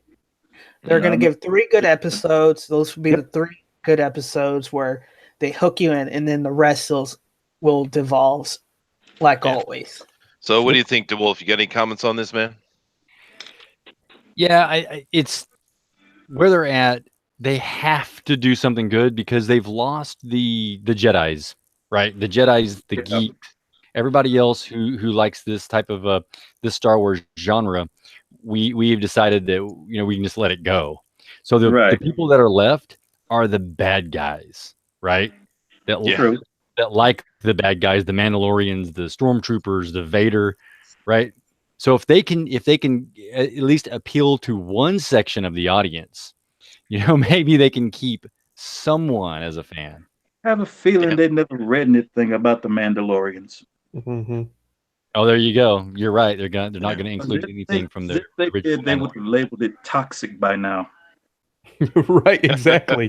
They're everything they hate as a culture. The Mandalorians are everything they hate from top to bottom. There's no way they're going to do this right. It's gonna be. No, they're going to do the pacifist version of the Mandalorian. That's a good point, Terrence. Excellent. So, Booster, the guys. Yeah, go ahead, Terrence. The Mandalorians are the best villains in Star Wars. They are good. Yeah, I really love them. Now, Booster, he's wearing a helmet. You like helmets. So, what do you think? Wait, why do I like helmets, sir? It seems like Booster likes helmets. I just feel that that's a truth, a universal truth. I guess helmets are pretty cool, and he looks better. I'm not gonna lie, guys. I was very young when a lot of Star Wars stuff comes out, so I have no bloody idea what half this is. That's all right. That's cool. And and when I was a kid, the the prequels were my jam, and now I just look very silly. Because the prequels did not age well. No, they didn't. And in all honesty, there's good parts of the prequels. It's not all bad. It's not like that which shall not be named that Rian Johnson created. Mm-hmm. Yeah. Please. All right. I won't. I promised you I wouldn't, and I won't. All right. Thank Let me you. jump over to the chat real quick and see if we have any comments, and we'll move on. Over here, let me check it out. Josh Hughes says, "Shut it, Chester." Thanks, Joshua. You know the PT is superior. No, it's not. No, it's not. No. It's not. Okay. But thank you for assaulting me with your words, Joshua. I appreciate it. See if we got any other things here. Beowulf says, if I was Disney, I'd be getting the heck away from the monstrosity of the new era or films that have divided the fans and go Old Republic. Try again, fresh start. I agree. Why are they not doing the Knights of the Old Republic? I want the Old Republic, but they're not going to do it right. They're going to butcher it. I don't want them to do it. I want anybody else but them to do it. Yeah, well, they're eventually going to hit a bottom, guys, and then something's going to have to break, right? Yeah. All right. Yeah, when the investor Hoth gets Rebel, mad enough. yeah, exactly. Hoth Rebel 86. I don't want Boba in this series because they would ruin his character. Dude, you know he's going to be in this series. What are you talking They're about? going to put him in it. They're going He's to probably put him going to in be the center. That's probably Boba Fett right there. You're What's probably the- looking at Boba Fett. Isn't he the guy that got killed off by blind Han Solo and then like rolled into a little pit that burped? What's this like ruin about Boba Fett? Are you disrespecting Return of the Jedi? Are you doing that? No, he's not. So, and I'm pretty sure the actor is Pedro Pascal, who did that one character from Game of the Throne and Narcos as well. I just can't remember his name. I know it was the real guy that was taunting the mountain and then got his head split open because he was like, "You should have just killed him." And he's like, the Viper. That was the character's nickname, the Viper. None of your business here says that's a chick. Dude, It might be. It No, might he be, might man. It might be. That's not right. I'm moving on. All right, here we go. This is worse. Bloody cool again. New Buffy the Vampire Slayer comic by Jordi Belair and Dan Mora in a world more like ours than hers. Now, there's actually a lot of information on here. No. But the first thing, there is a reboot coming for Buffy the Vampire Slayer. That's not my generation. I didn't like it, but I'm sure there's plenty of people who did. But the new Buffy is a black girl, I think. Which, she is, and the feminists have lost their shit because she's a black girl. Yeah. No, really? Your I favorite, thought they would like it. the front runner of that is your favorite pal gal, Anita Sarkeesian. They Threw her lid Really? off when they announced Black Buffy the Vampire Slayer yes. reboot. Lost they it. don't She like it when likes it's it. when it's That's their why. right. They don't like it when it's their memories, their things they cherish. They don't like it Exactly. then. They don't Yeah, but like see, it. the thing is, if they had just made her another Slayer, it's just another girl. Who cares? It's fine. But no, Right. it's Buffy. That's the problem. That's the thing they keep doing because it's just nonsense. Leave our characters alone. Make new things. You want to know what's real but funny? yeah, You want to know what's real funny? They use the exact same arguments She-Ra fans used about the reboot of She-Ra and about why they didn't want it. And they also, which was the same argument most comic fans use about the reboots of some of their favorite characters. yeah. Well, we have a word in the English language for that. Would you like to know what it is, Terrence? Hypocrite, I know. Yeah, hypocrisy. Yes. Yeah. There you go. Excellent. This show is educational as well, people. Yeah. But look at this. Look at this picture, man. Buffy the Vampire Slayer. Yeah, it looks wonderful. Oh, look at this. Slay. I'm going to slay. And there you go. And here's your new. I don't think there's a lot of young black women named Buffy. This doesn't seem reasonable to me. They're feasible to I've me. never met anyone named Buffy. If you scroll up on the right panel, that's the new Buffy that they're going to introduce. Nope, a little bit side by side. Yeah. So right So there. I mean, it looks wonderful. Great art. Right there. Legs, the body's very unproportional. That's what you want to do. That's how you go. That's art. Look at this stuff. What is this art going on in here? It could be cool, I guess. But it is weird what they're doing. That's Lumberjanes. Lumberjanes, yeah. And that's the girl who got the She-Ra thing, right? Yes. Yes. Yeah. Now, they also have some other things they're talking about here. They talk about The Magicians, which that was a horrible TV show. If you want to understand exactly what's going wrong in the world, go watch that show.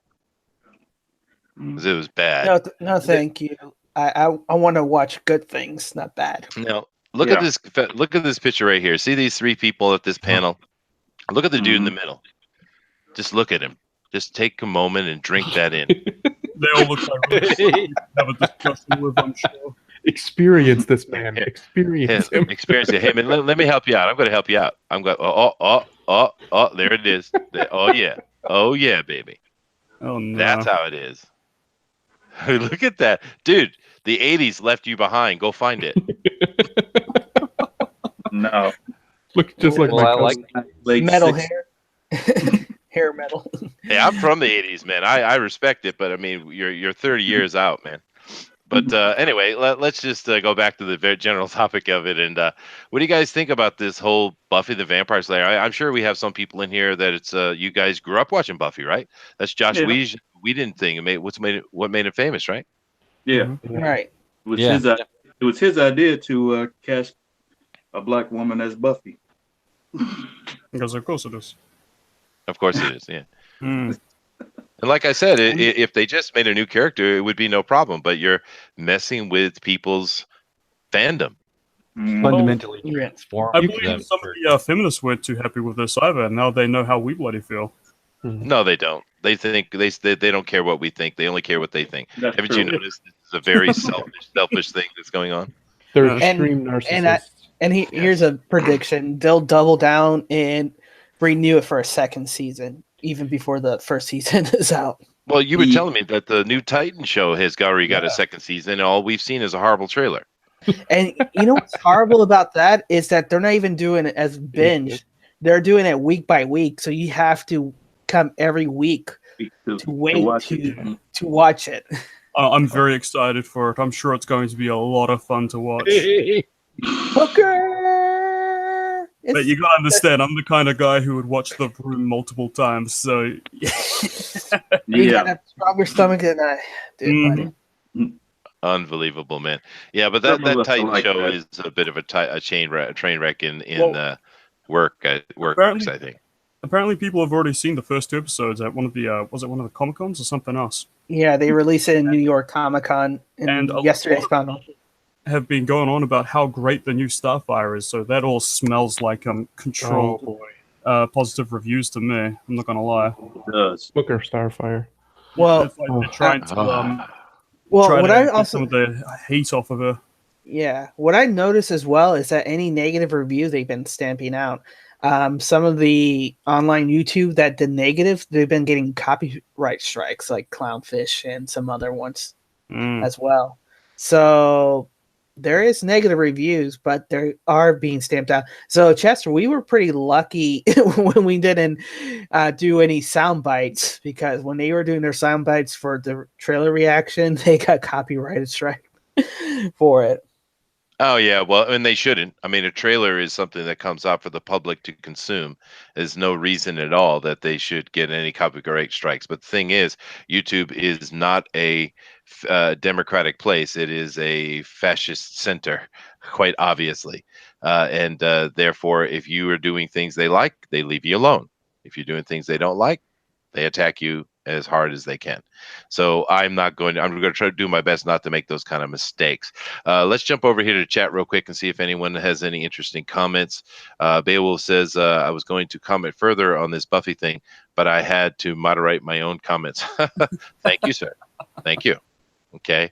I saw something up here. Let's see. Dr. White says, I know he's communicating with Humphrey. Humphrey had something to say. I saw a moment ago. Oh, yes. He said, did anyone see the new Sabrina on Netflix? It looks very dark for kids. For a kid's comic book character. It isn't for kids. Yeah.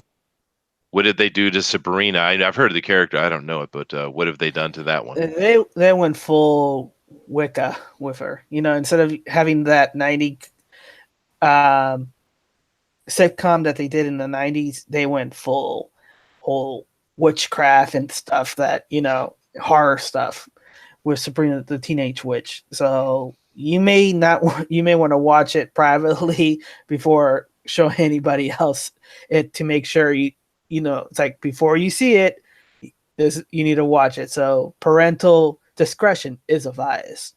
Well, Denali, I can assure you, I will not be watching Sabrina the Witch. So don't worry about it. I mean, goodness gracious. All right, we're going to move on to another topic here in a minute. Before we do that, Pixel, you have any comments on news or any news you want to talk about or anything like that, Pixel? Go ahead and give us some information you might have, man. No, I'm actually pretty good on the news side of things. I was just looking at it, and when we were talking about Buffy, I was reminded my first experience with Buffy the Vampire Slayer was actually the movie back in the early 90s, back in '92. And I didn't realize it at the time, but that was actually written by Joss Whedon also, but it wasn't directed by him. And Right. I loved that movie as a kid. I really liked the movie. So it was a little weird when I saw the TV show, but I'm not attached to the character like a lot of people are. I don't know. I thought the movie was fun. I don't really care what they do with the character, but it does seem odd. And if I remember correctly, there was other Slayers in the TV show. They were, yeah. And I mean, they could have just as easily done something like that. But I mean, it's the name. It's name recognition. That's the reason they're doing it. They could have kept the name, just make her her daughter or something, and she's named after her. Bam, same name, same everything, and she can be black. Wow, amazing! They You don't have to sacrifice anything. They should have done the Ghostbusters too. Yeah. Yeah.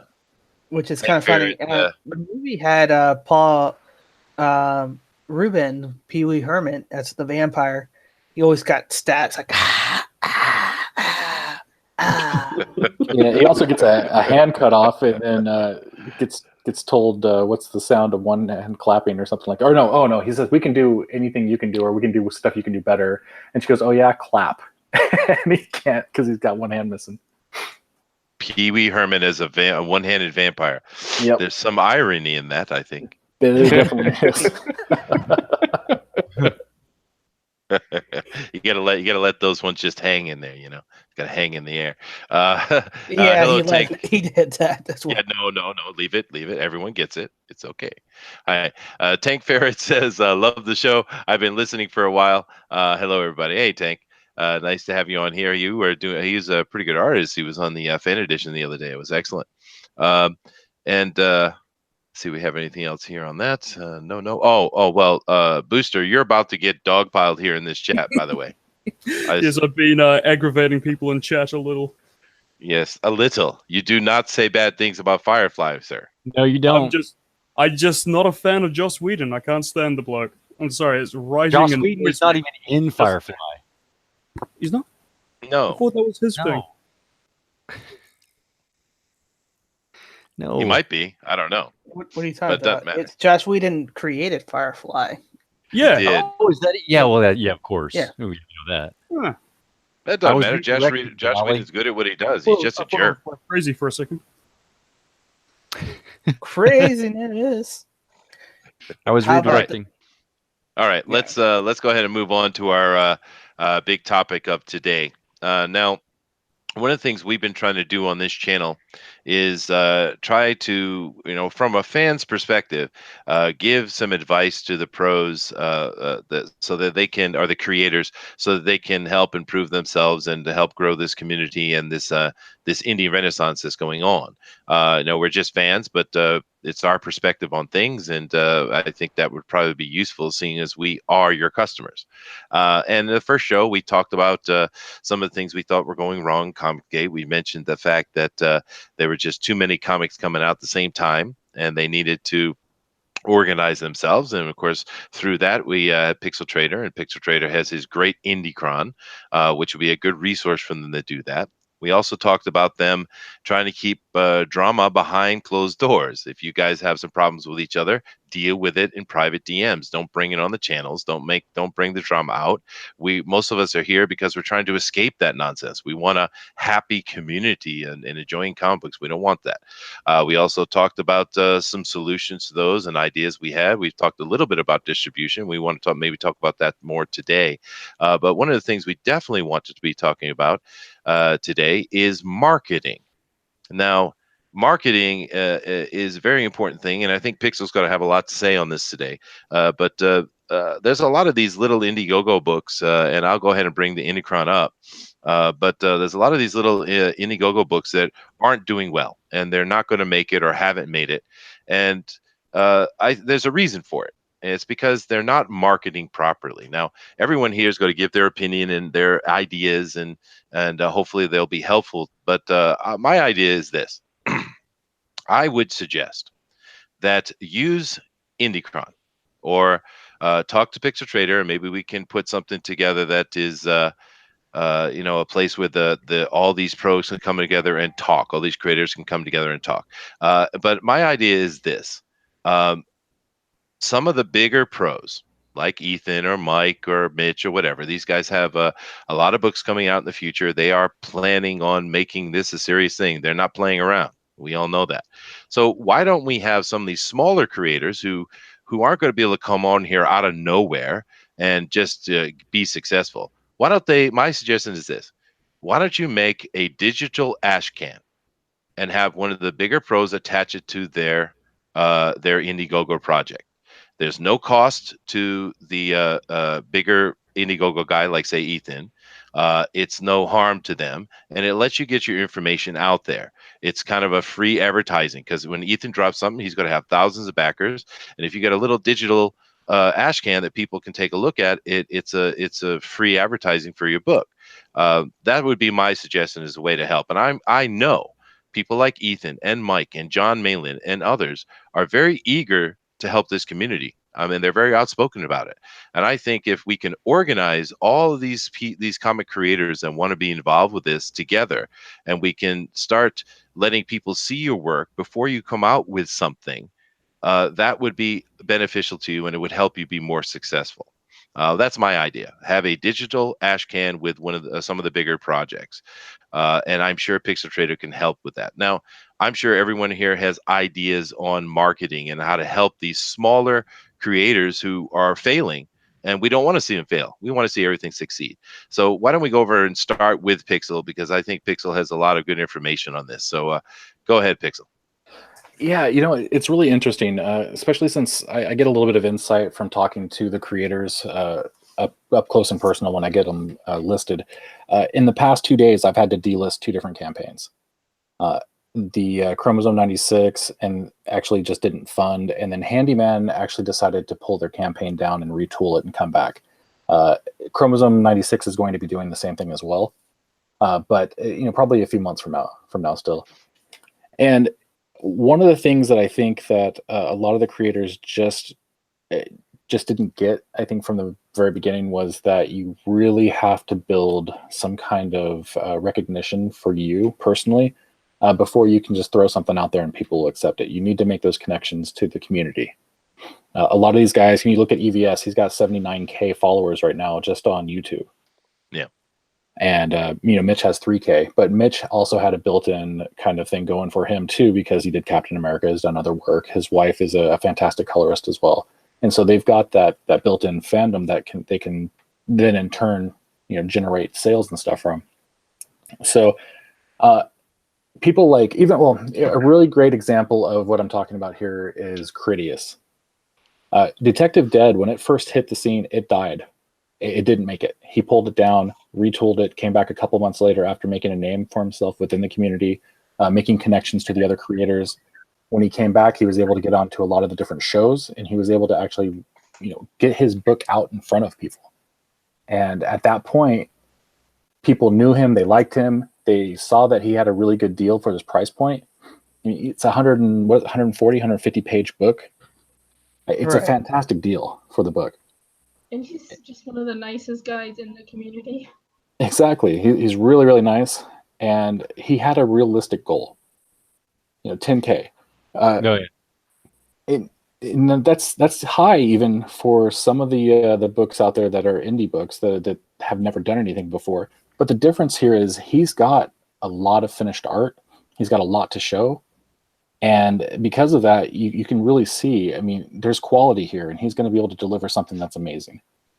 And definitely. And I do recall the first campaign he did. It was Bear bones, that didn't have any arts, didn't have any snap. It was like it was terrible that you were afraid to back it. You know, even though you see like a little glimpse of a gem behind, it didn't build confidence to enough to back it. Oh, not at all. And in fact, I told him that. I said, you know, I like the idea of the book, but based on the one picture that you've got up here, I can't back it. It just doesn't. I don't know enough about the book yet. And he got a lot of feedback like that from other people, and they took him aside and said, hey, you need to retool this. You need to do a few things with it. And he came back and he blew past his goal, and he's doing very well. I think Brand did the same thing. I mean, oh yeah, Brand is another great example. Brand had $94 the last time they tried to launch that on book. Kickstarter, I think. On Kickstarter. Yeah. $94, and now they're closing in on what's that? 46,000. Yep. Huh. That's incredible. Yeah, based on this, they've made $46,200 more than they made on their Kickstarter. And the worst part about the Kickstarter was they had made so little money that they couldn't even cash out the $100 minimum for the campaign that they had. So they had to give every single dime back. They couldn't do anything with it. So a lot of this is preparation, looking at other campaigns, learning from other people, and then I'm hoping at some point with Indicron that I can build up something where people can see what's coming. Some of these books all kind of hit at the same time, and they are all kind of falling at the same time because a bunch of bigger named campaigns hit. And it's going to be hard to really plan around that, but you know, the market's becoming a little more saturated, and better books are coming out. And if you don't have a great way to capture people immediately, you're not going to get that dollar. Well, they did get some good news the other day on EVS's morning show. He said he's planning on spacing his out probably only 2 books a year, somewhere in that vicinity. And just because it's a lot more work than he thought to draw that much, and it's a smart thing to do. That's what he should have been planning to do anyway. Yeah, that way you can get some of the other big guys. Like you can get Mitch, who's going to be, you know, probably, you know, is a big guy in the community, and obviously DNC can hit in between him, and then you can have nice little windows where you have big books drop. And really, in all honesty, the newer guys should drop at the same time, but they should go longer. That way, because when that happens, there's all kinds of interest. That's where all the eyes are. So when Zach drops a book, that's where the eyes are. When EVS is going to drop a book, that's where the eyes are. That's why I suggested the ash cans. Yeah, Right. exactly. Right. You want that the eyes are here now because the big guys are moving. Get in front of them. Now is the time to get in front of them and get moving. I think that's one of the things that really helped Mitch was, you know, that's when the first original push was going, and it helped him blow up. I mean, obviously he's also Mitch Breitweiser, but it didn't hurt the fact that he had EVS going and he also had DNC basically on the tail end of his. Yeah. So I think that's really something that they should do. And I think some of these smaller guys should try, if they can, to do longer campaigns. Don't just do a month. The month is great for the big guys because it adds that sense of urgency, and it's, you know, hey, this is Zeke Zach every other month. But for the little guys, they don't know who you are. You got to win them over. Give yourself time to win them over. That's true. And here's a good example. I have the page set right here for a reason. You take a look at here, Thibert and Throttle. Now, if you guys haven't checked that out, it's a great looking project. I mean, it really looks good. It's classic superhero, man. And it's good storytelling as well, it looks like. And it's sitting on 6,000 and it needs 15,000, and it's getting close to its time. I don't think it's going to make it. I backed this one actually.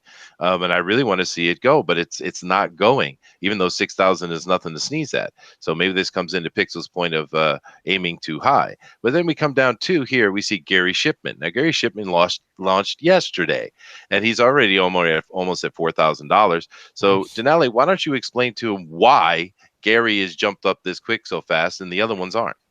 Well, first he built the brand. He built Gary Shipman. He built the channel. He built the community. Sounds kind of familiar with one of the other big names like EVS. He built his name. He built the channel. He built the community.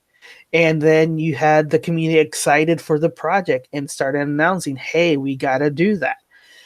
We got to push it over. And, you know, he did the pre-launch and launched it prematurely, I said on his channel, 2018 we'll make it tonight. And we did. Yep. We made it in less than 8 hours, 7 hours? 5 hours. 5 hours. 5 hours. Yeah. We'll talk about how he came up with the Indiegogo. Absolutely.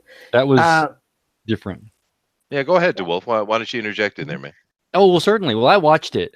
So I wasn't there in with the genius minds, in with the think tank that was happening. Actually, on YouTube. And so what actually happened was they had Chester Busby, the guy that we know and love, Denali, the guy that we know and listen to, and various others. I'm sorry, my voice. You gotta listen to me. Blah blah blah. Pope, right? I think Pope was there, and we had Nick P on as well. Bethany. Okay. Bethany Yes. and Rick. And so Gary was sitting there, clicking right there on the screen saying, well, what do I do? I've never done this before. And what do you guys want? And so all these guys were able to tell Gary, what they look for. I look for this price point. I want this price point. I can afford this. And if you're going to do this, then go ahead. So he built an Indiegogo page from the fans up. And you want to talk about getting a fan base started. Right there is everything that one person needs to know in order to go to your webpage and click, because it was designed by the fans for the fans, which I don't know, maybe a FanSpeak channel would be cool to listen to for ideas. Maybe. And so maybe we know what we're talking about, what we want to see and click on. So yeah, it came out, and I was watching EBS not too long ago, within the recent couple of days. Someone had mentioned that Gary's had started, that it was already funded. He went over, he clicked on it, and something stood out to me. He said, "Oh, and it's a good looking Indiegogo page." Yes. That was cool. I thought, aha, look at that. That's cool. And he's done that before. He's gone to other ones and he's talked about, what stands out, how does the thing look? So he's trying to do the same thing that we're doing. And he is. Yeah. Ethan is very helpful. He's great. And since I do got the mic for a moment, let me say this. You guys are saying something over and over again, talking about building a fan base, talking about it beforehand, building up certain concepts. And there's a word that comes to mind on this, and that's what they keep using over and over again, and that's campaign. Yep. It's like a politician. Politicians start a year and 6 months in advance, and they start building up the concept. Name recognition is what I happen to have possibly run before, and they talk about name recognition, right? So and that's what they do. They build that name recognition first. Even if you don't win a campaign run the first time around, sometimes you go, oh, the other guy won the election. Guess what? People have heard about you. So that's another thing here about having to drop. If you go out there, and I know that some of them haven't funded Chromosome 96. We know about it now. Yeah. So even though you've lost the election, you got name recognition. Restart the campaign, start it from the ground up, get it moving, get those yard signs in place, get the billboards up, get people talking about this candidate. Of course, your candidate is a candidate to spend money as your vote on your project, and boom, you're gonna automatically start with a funded base. That's true. Yep. Now, Yep. Good advice.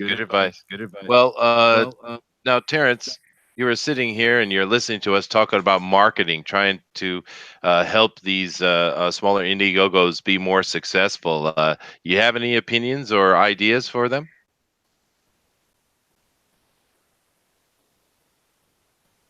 No, he's still muted. Well, not everybody can spend money on these books, but if you do want the books, you can just always go to the fundraiser and stuff. So no, we do want people to get these books.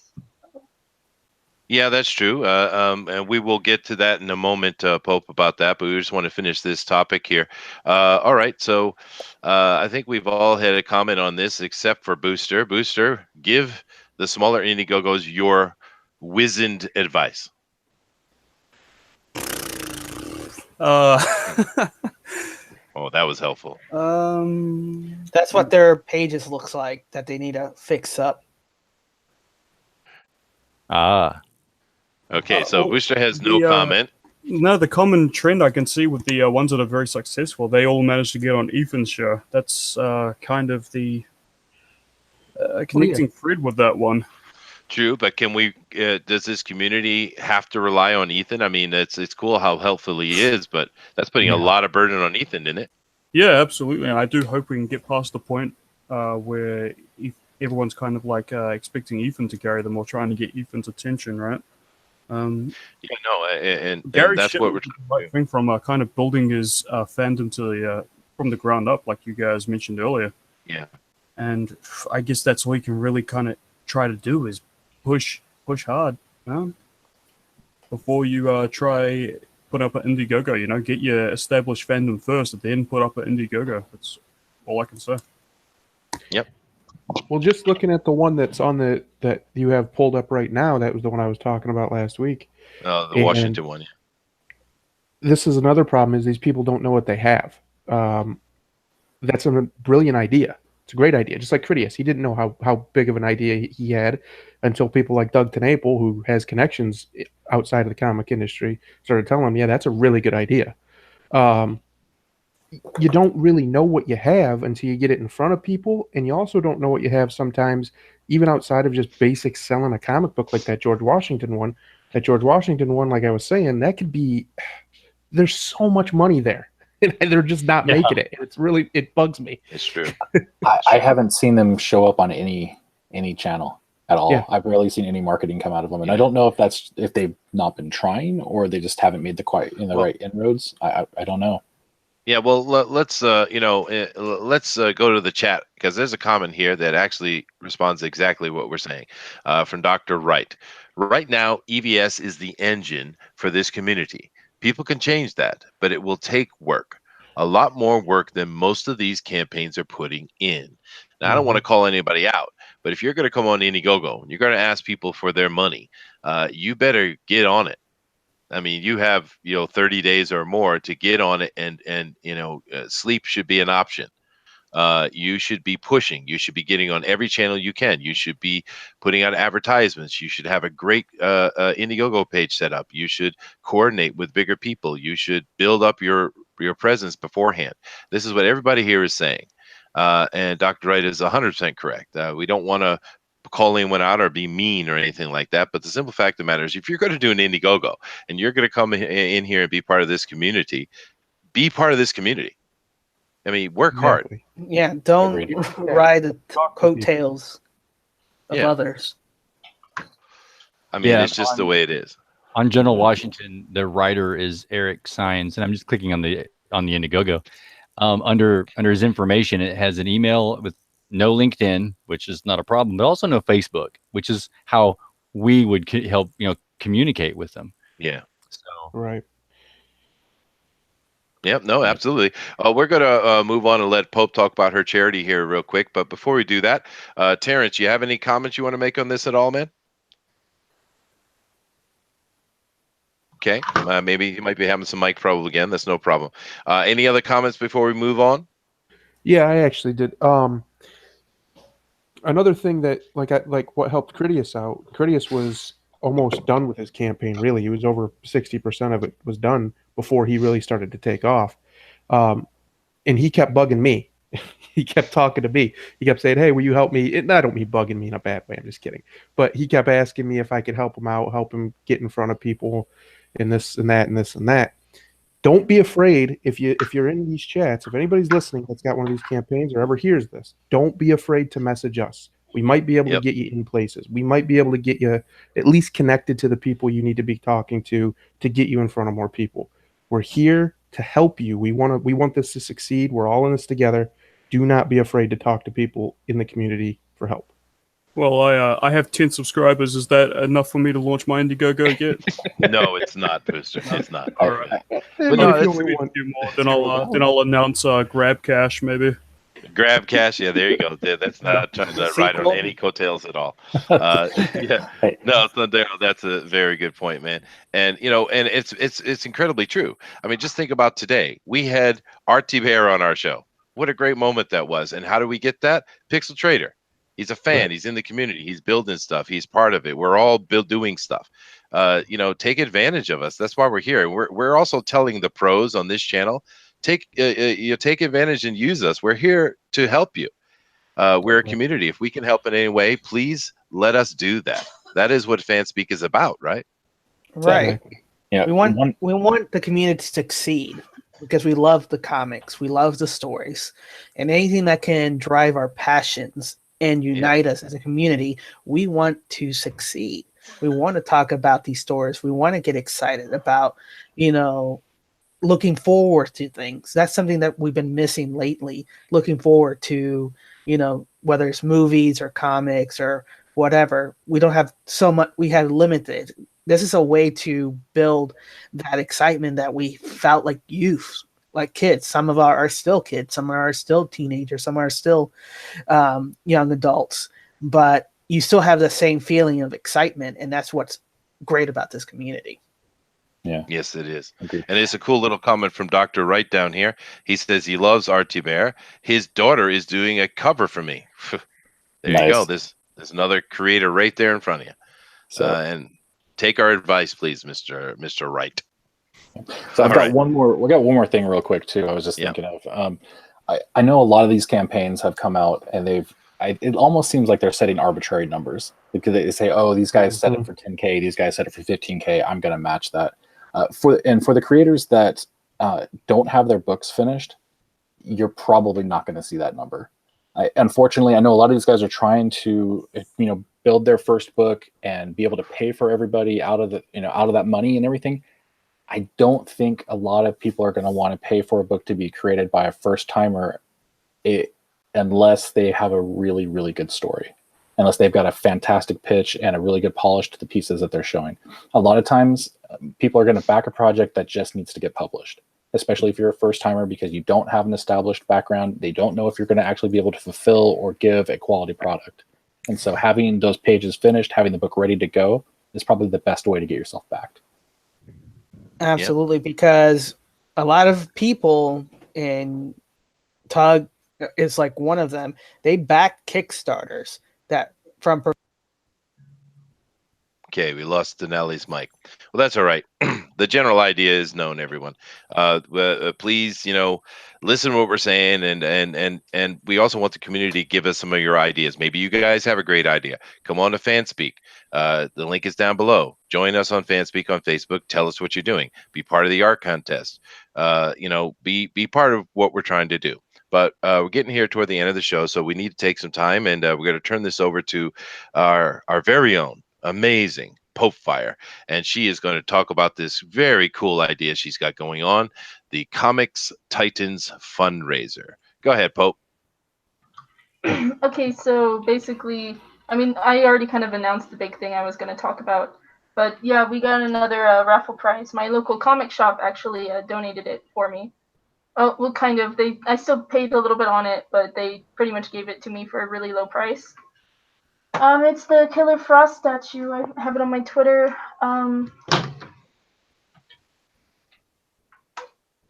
Yes, that is cool. Yeah, we got a few forms filled out and sent to us today, so we're probably going to be doing that pretty soon. But we've raised, I think, $230 in just this week alone. Excellent. I'm super excited though, because we're getting more people are getting aware of it, and that means more people are going to sign up for the program. Well, tell the people what the program is. Well, it's the Comics Titans fundraiser, and what we do is we're raising money to set up sort of a program to help people that can't afford some of these comics at the moment. So, yeah, pretty much what we're trying to do is, and we just want to help both the consumer and the creators. Right now, we're sticking to digital books, except for one physical one, which we will do. We're only going to do the Bull in the physical version. But if you are going through hard times, and we all go through hard times, definitely check out our program, and we will help you the best we can. So. Okay. Well, tell them how you're doing that. You're raising money, but what is how are we going to use this money? What's your plan with it as far as people are donating money, but they're going to possibly get something for it, right? Yes, on this channel on October 31st, we are going to do a huge raffle, and we've gotten a whole bunch of stuff. I would show it off, but it was kind of taking up too much space on my desk, so I've had to box all of it up. But we've gotten stuff from really rare comics to statues, a giant D&D book. It's really exciting, and if you guys do want to see some of the raffle prizes, they're all on my Facebook or all on the Facebook group. Definitely check that out. Tickets are 1 for 3 or 2 for 5, and as soon as you buy them, it'll take us a few days to sort of go through the emails, and we'll send you an email with your raffle ticket numbers on it. And now all emails I do send personal messages on, so it does take me a while because I send each email with its own personal message on it. So if you haven't got your email yet, I apologize. It just takes me a while. I'm a little busy. No, that's okay. And you got a lot of people involved helping this. I'm certainly excited about it and promoting it. And we have other people involved. And of course, Eric Ninotowski, Mike S. Miller's protege, is actually handling all the money, right? Yes, he's doing a lot of the work for me, actually, because he owns the PayPal account, and he sends me screen caps, and he tells me in emails of what's going on with the PayPal account, so I know that he's trustworthy. And he was actually recommended by Nerd Wonder, by Edwin, by a whole bunch of different people to do this for me. He's been really a blessing to me and the community. Yeah, well, excellent. Thank you very much, Bowfire. It's a great idea to help people in the community. It's also, I think, a fun community event, having a raffle with some really cool prizes, and I think we're going to see more and more prizes come in during the month. And yes, we are going to be doing that here on this channel on October 31st. We'll probably have to do a special thing on that, but that'll be fine. And it will be I think it's a lot of fun, and we'll see more and more people get involved, and we'll see that number grow. So thank you very much, Bowfire. Well, that brings us to the end of our show, ladies and gentlemen. What a show it has been. We had great guests on, and we had some good topics and some interesting news. Comic-Con over in New York is going on, of course. Mike S. Miller has been doing some little live streams and getting lost in New York, which is great. But we're really happy about how this channel is growing, and we're excited to do this every week, and we hope you guys are too. So keep in mind, please hit that like button, subscribe, hit the notification so you'll get notification for it. Don't forget to go down below and join the Facebook group FanSpeak, and give us your comic book reviews, give us your opinion on the news that's going on, and give us your art. Remember, for this month, we are doing an art contest, and the winner of that contest is going to have their logo for FanSpeak be in a full page spread in an alternate comic, and that is cool. So please keep that in mind and start getting your submissions in. We want to see some nice stuff. Also, keep in mind that on Tuesdays every week at 8 p.m. Eastern Standard Time, we have Bugbear's Basement. It's a little bit different than this. We just sit and have fun talking about nerd culture and stuff, and that's a lot of fun. And if any of you want to be on Bugbear's Basement or FanSpeak, just go to the Facebook channel and let us know. Tell us, put me on, and we'll do our best to get you on. Every week we want to have new fans. Also keep in mind that FanSpeak here is every Friday at 8 p.m. Eastern Standard Time. But next week is a little different. Next week we're actually going to be coming on Saturday, the 13th. Because I have some obligations with the Japanese government here I have to go take care of, so I won't be able to do that. So we're going to be a day later. But normally it's every Friday.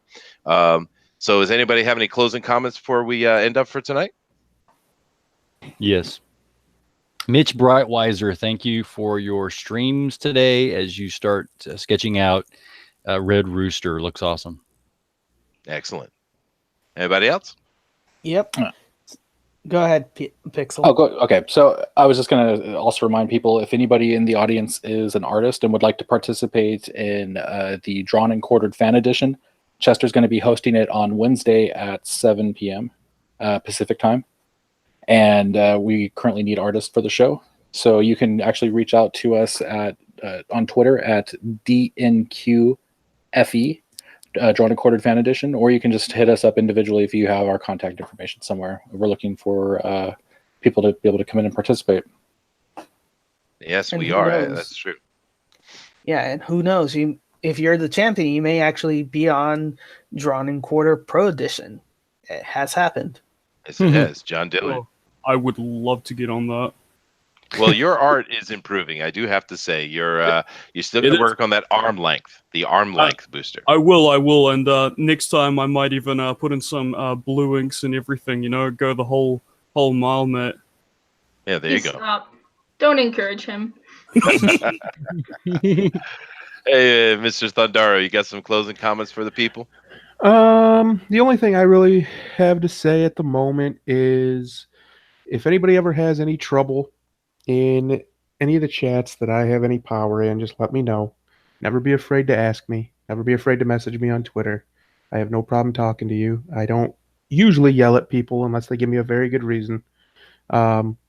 So yeah, just never be afraid to reach out to me, or probably any of the mods here, I think, would agree with that statement. Yeah. We don't want anybody to be harassed. We don't want anybody to be hurt in any way. It's not what we're here to do. I'm here to try and save comic books. I think that's what pretty much everybody else is here to do too. Hallelujah, brother. So one way to do that is to make sure we keep harmony, and that's my job. I'm to make sure things stay harmonious.